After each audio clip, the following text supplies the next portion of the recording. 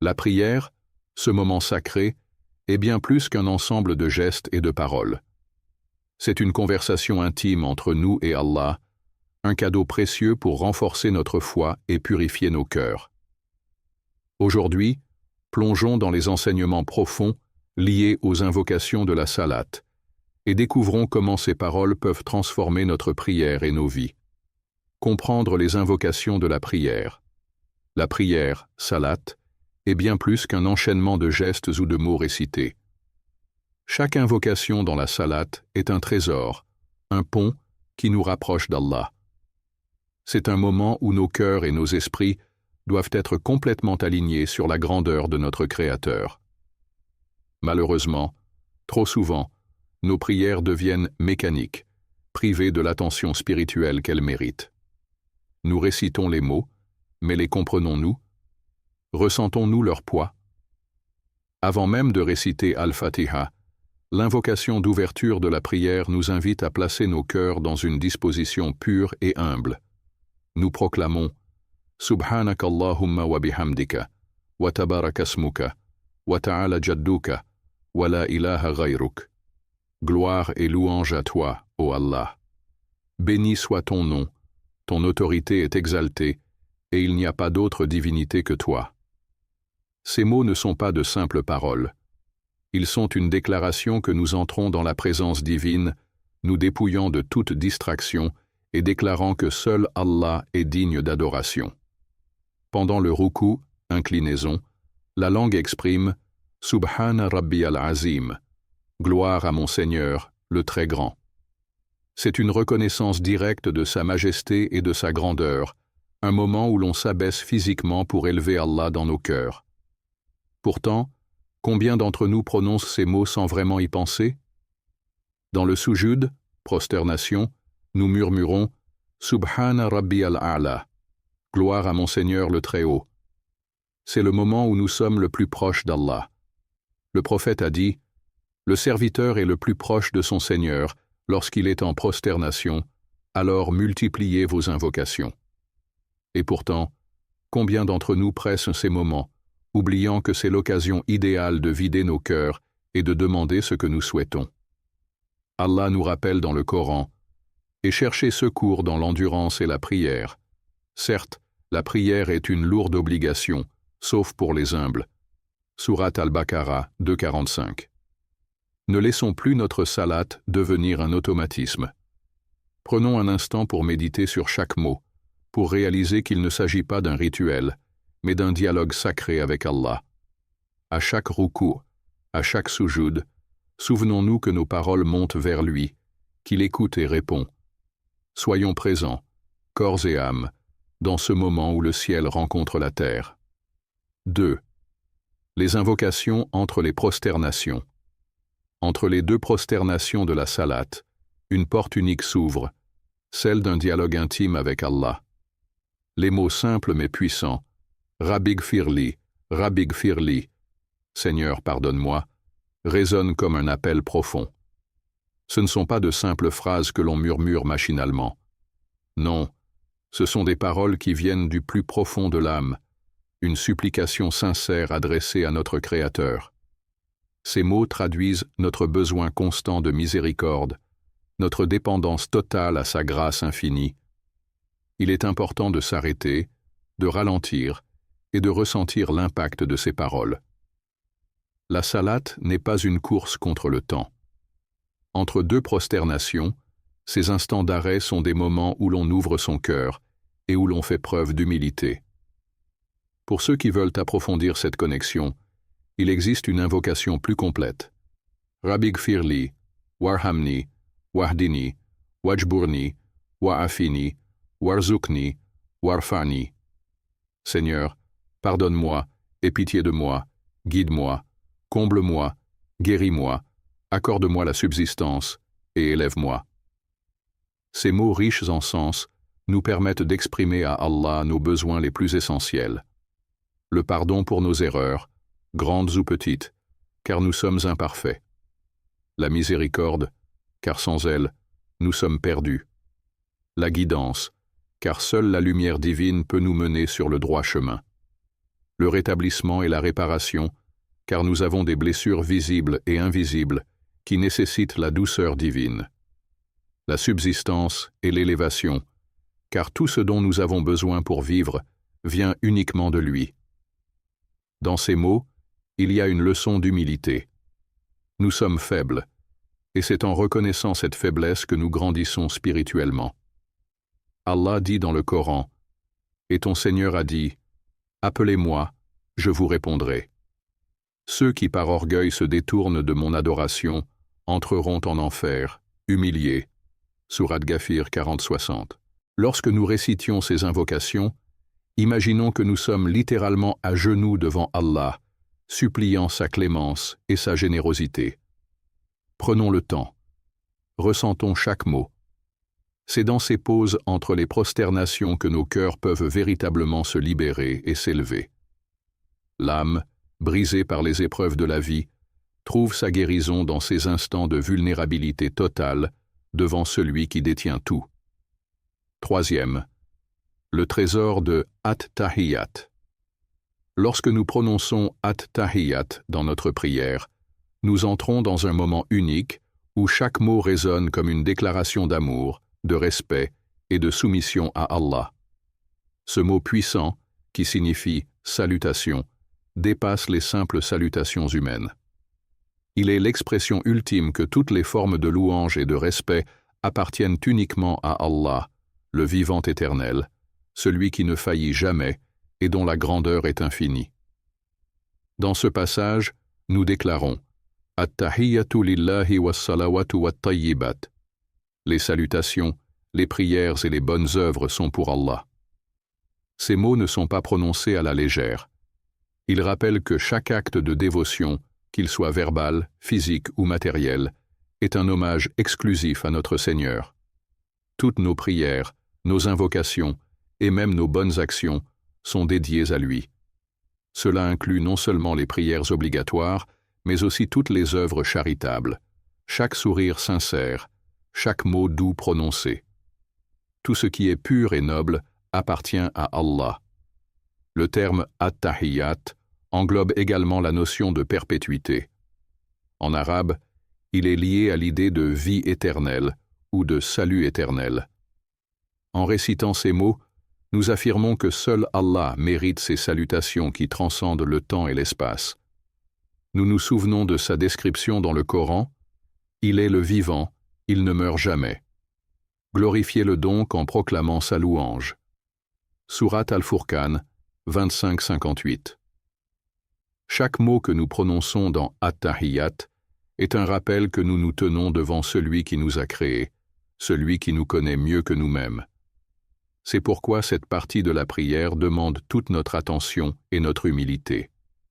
Lorsque nous disons ensuite « Assalamu alayka ayyuhan nabiyyu wa rahmatullahi wa barakatuh » que la paix soit sur toi, ô prophète, ainsi que la miséricorde d'Allah et ses bénédictions, nous transmettons une salutation spirituelle au prophète, renforçant notre lien avec lui.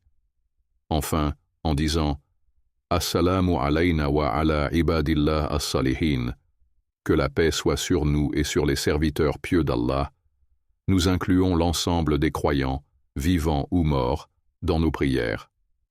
Ces paroles, bien que familières, méritent d'être récitées avec une conscience renouvelée. Chaque fois que nous disons « At-Tahiyyat », pensons à l'immensité de ce que nous déclarons. Ce ne sont pas de simples mots. Ils sont un acte d'adoration, une reconnaissance que tout bien, toute vie et toute louange appartiennent uniquement à Allah. 4. Saluer le prophète. Lorsque nous disons dans la prière « Assalamu alayka ayyuha nabiyyu wa rahmatullahi wa barakatuh » que la paix soit sur toi, ô prophète, ainsi que la miséricorde d'Allah et ses bénédictions, nous entrons dans un moment d'une intimité spirituelle rare. Ces mots ne sont pas une simple récitation. Ils sont une adresse directe au messager d'Allah, un geste qui transcende les limites du temps et de l'espace. Chaque fois que nous prononçons cette salutation, elle est portée par les anges jusqu'au prophète. Oui, chaque mot que nous disons voyage à travers les cieux pour atteindre celui qui a sacrifié sa vie pour transmettre le message divin. Le prophète a dit « Vos salutations me sont présentées et je réponds à vos invocations. » Imaginez ce privilège. Envoyer une salutation à celui qui est le bien-aimé d'Allah et savoir qu'elle lui parvient. Ces paroles doivent être récitées avec une sincérité profonde, comme si nous étions face à lui, à Médine, dans sa mosquée. Ce n'est pas une simple formalité, mais un moment où l'on se souvient de son immense sacrifice, de sa bonté et de son amour pour sa Oumma. Il a prié pour nous, pleuré pour nous, et s'est battu pour que le message de l'islam nous parvienne. Réciter cette salutation, c'est aussi un acte de gratitude envers celui qui a vécu pour nous guider. Allah dit dans le Coran, « Certes, Allah et ses anges prient sur le prophète. Ô vous qui avez cru, priez sur lui et adressez-lui vos salutations avec respect. » Surat Al-Ahzab, 13.3-56. Cette injonction divine nous rappelle l'honneur et le respect dû au prophète. Dire « Assalamu alayka ayyuha nabiyyu » dans la prière est une chance de renforcer notre lien avec lui.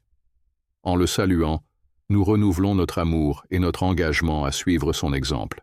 Prenons un moment pour ressentir la profondeur de ces mots. Imaginez-vous face à lui, envoyant vos salutations avec émotion et respect. Que cette salutation ne soit jamais prononcée à la hâte ou sans conscience. Chaque fois que nous disons ces mots, c'est une opportunité de ressentir cette connexion spirituelle unique et d'espérer un jour le rencontrer au paradis. L'effet transformateur de la prière. La salate est bien plus qu'un simple devoir religieux. C'est un outil divin conçu pour purifier nos cœurs, renforcer notre foi et nous guider sur le droit chemin. Allah nous a offert ce pilier de l'islam comme un moyen de nous éloigner du mal et de nous rapprocher de lui.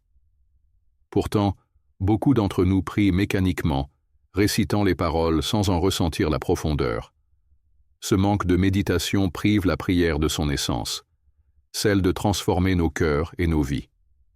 Le Coran nous rappelle « Récite ce qui t'est révélé du livre et accomplis la prière. » En vérité, la prière préserve de la turpitude et du blâmable.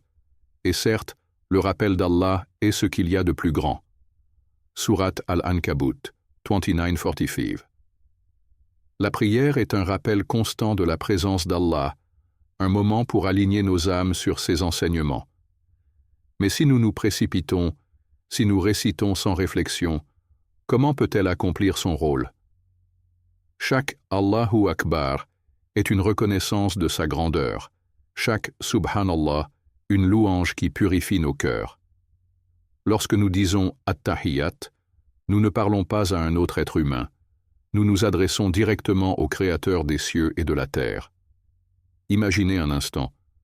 Vous êtes devant un roi, vous choisissez soigneusement vos mots, vous parlez avec respect et humilité.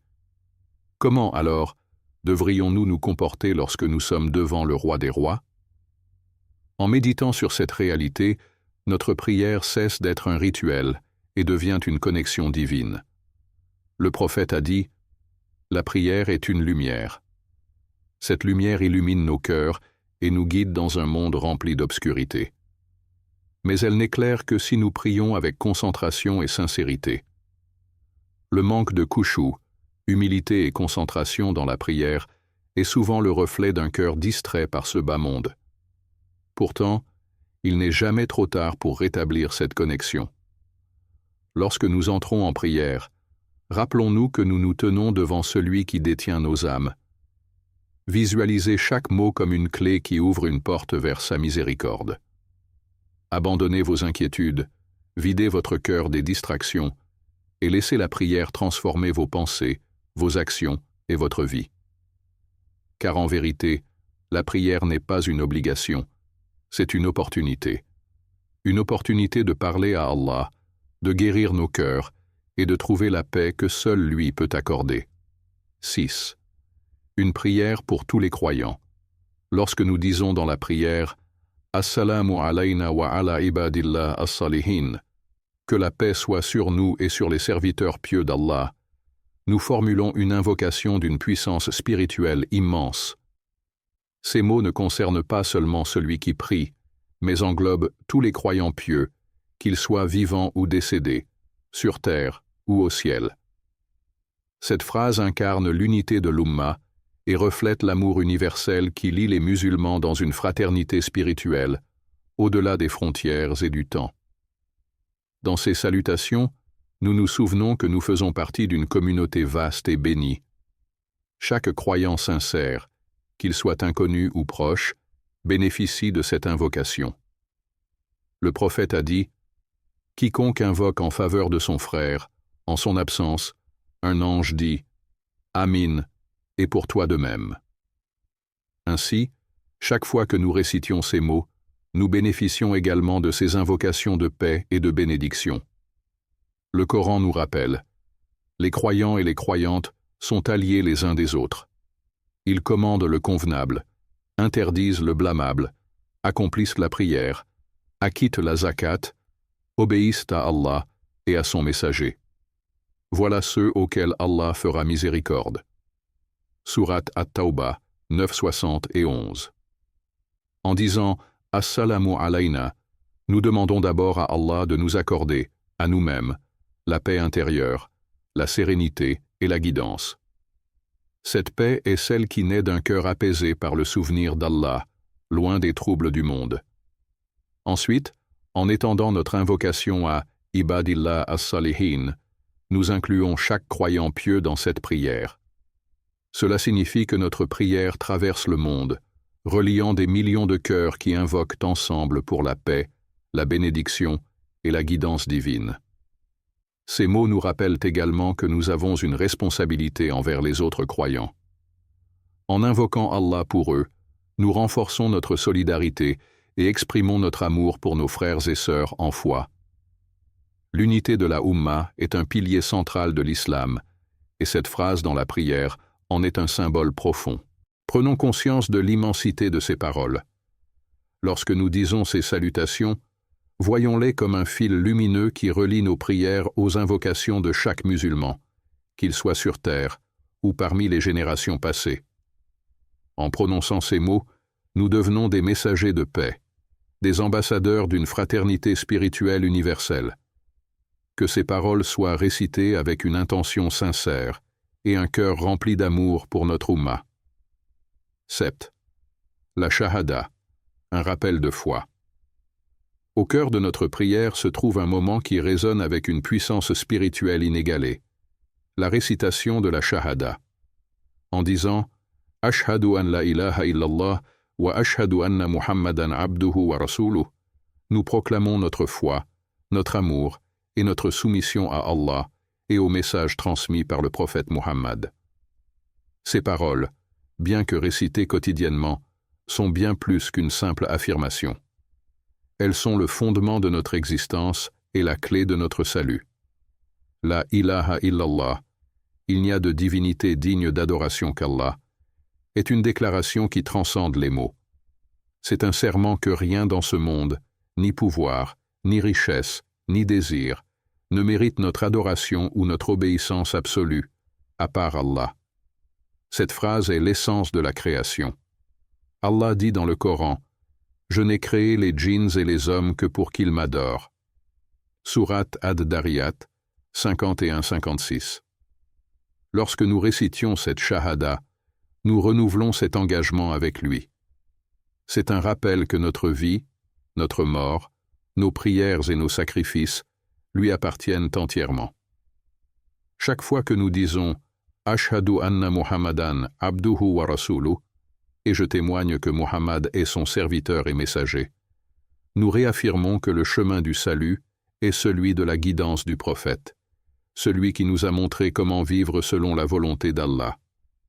La shahada est aussi un miroir qui reflète nos actions. Lorsque nous disons ces paroles, demandons-nous « Est-ce que ma vie reflète ce témoignage? Suis-je fidèle à mon engagement envers Allah? » Car la foi n'est pas seulement un mot que l'on prononce, c'est une lumière qui doit guider chaque aspect de notre vie. En récitant la shahada, nous plantons à nouveau la graine de la foi dans nos cœurs. Cette graine, nourrie par la prière, la soumission et la dévotion, grandit pour devenir un arbre solide, enraciné dans la conviction et portant les fruits de la piété. Allah dit également: Allah affermit ceux qui croient par une parole ferme, dans la vie présente et dans l'au-delà. Sourate Ibrahim 14-27. Ne prenons jamais cette récitation à la légère.